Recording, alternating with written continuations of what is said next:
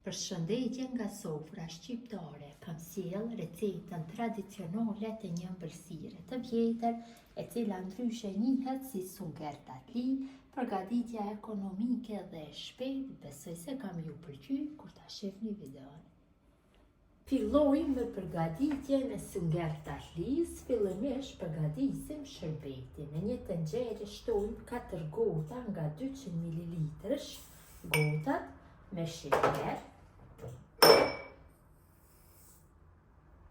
një vanilë sheqeri për aromë dhe 4 gota të njëjta me ujë. I hedhim gota e parë,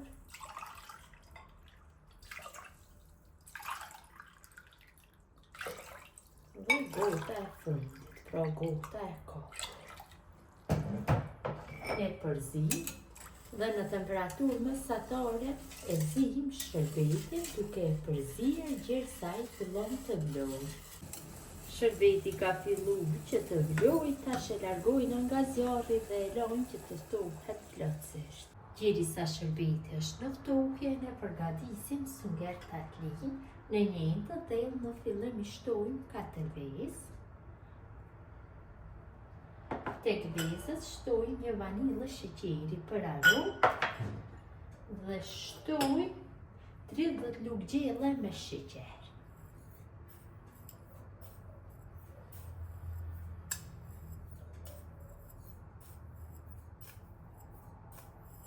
Pasi kam shtu sheqerin, e përzishtu masën me një tel kuzhine, që vezët, sheqeri dhe vanila sheqeri bëhen në një masë. Nuk ka nevojë që ta përdorim mikserin, mundemi kështu me një tel kuzhine apo me një lugë. Përgatitja është shumë e thjeshtë, është një recetë shumë të vjetër, cilën kaluarën na i me përgatitje sa herë që kesh mysafir të paftuar. Mjaftueshëm kam bërë përzimin, tash i shtoj 30 lugë gjelle me qumsht.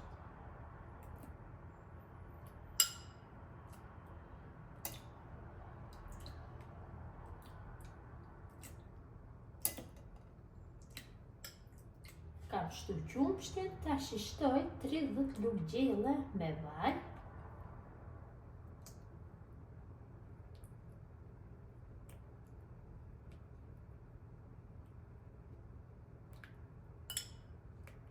Kam hedhur dhe vajin, tash masën e përzim. Vërtet bëhet shumë e sheshme, del tamam si sunger dhe për të arsye e ka marrë emrin sunger tatli. Përzimja është mjaftueshëm, tash shtojna 34 lugë gjelle me miell, mirëpo lugët nuk duhen të jenë të mbushura plot, kështu këtë masë duhet jetë.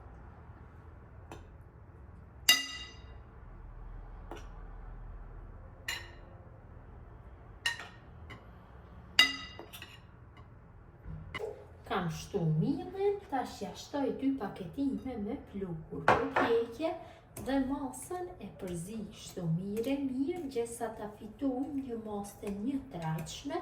Shumë e rëndësishme është që mielli mos ngelet topta, deri në atë masë duhet bëhet përzirja, por ndryshe sunger tatlia nuk do del e mirë nëse nuk bëhet përzirja ashtu siç duhet. E përzim dikon për 3-4 minuta.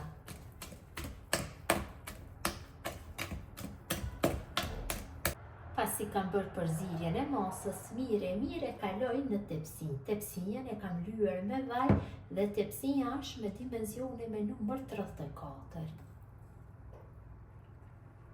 Duhem ta kaloj gjithë masën kështu me një shpakull.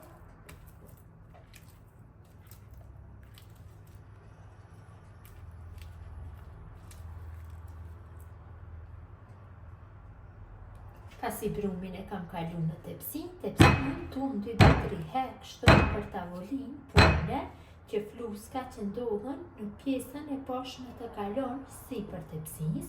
Gjatë kohës përgatitjes e kam nxjerrë furrën në 180 gradë dhe në atë temperaturë do e pjekë rreth 25 minuta. Kam largu nga furra zhvolle nxehtë. Tash ja hedhi shërbetin të ftohtë plotësisht, e merr me një herë, e vëreni dhe vet.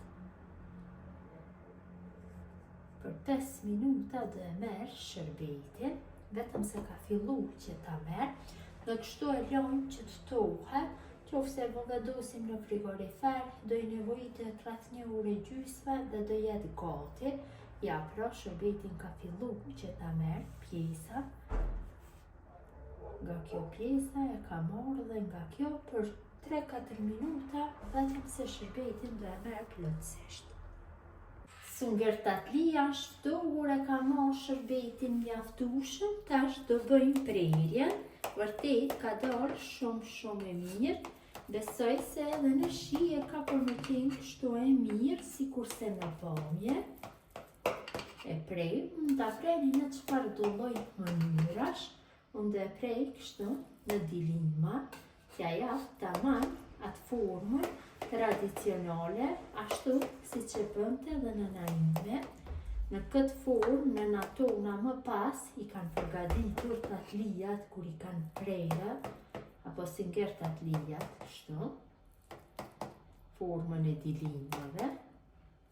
Më bukur ka nejt në tepsin, kur është bërë kjo prerje.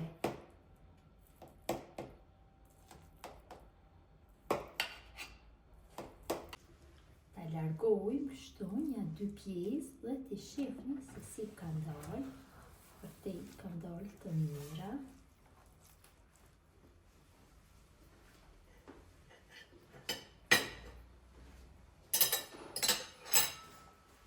Pjesa po largohet me vështirësi, nuk i del forma e duhur, kurse pjesët tjera po.